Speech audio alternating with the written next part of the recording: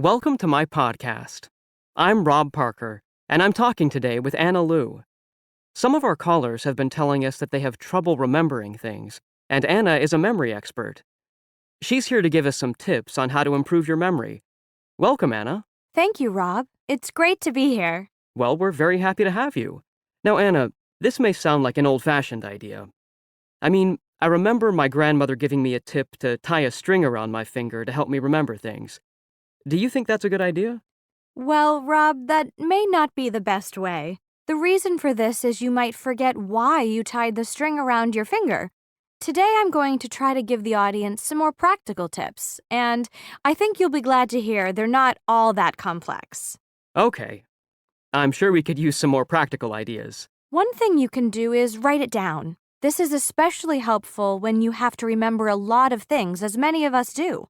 You can use a notepad, a calendar, a sticky note, a phone reminder, even a voice recording. I suppose you also have to remember where you put the information as well. What about remembering names?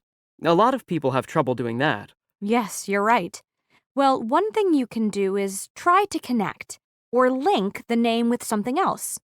To explain, if you make a connection between the person's name and another idea in your mind, when you see the person, you will think of the idea, and that can help you remember the name. Can you give me an example? Sure thing. Let's take your name as an example. When I met you, I looked for ways to connect your name to different ideas. Your first name is Rob, so I thought of someone robbing a bank.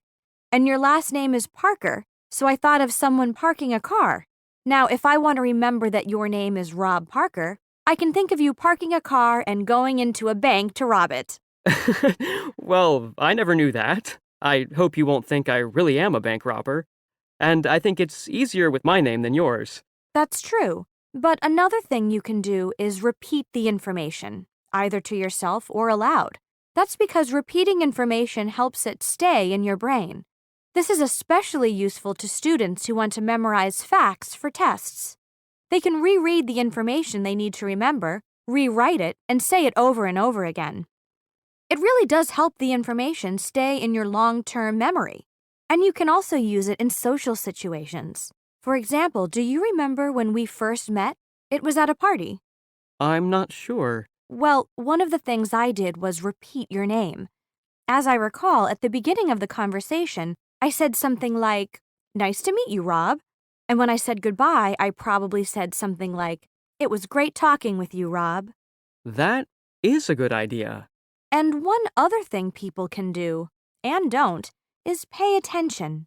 For example, often when people meet at a party, they say, "Nice to meet you," and shake hands, but they don't really pay attention to what the person says.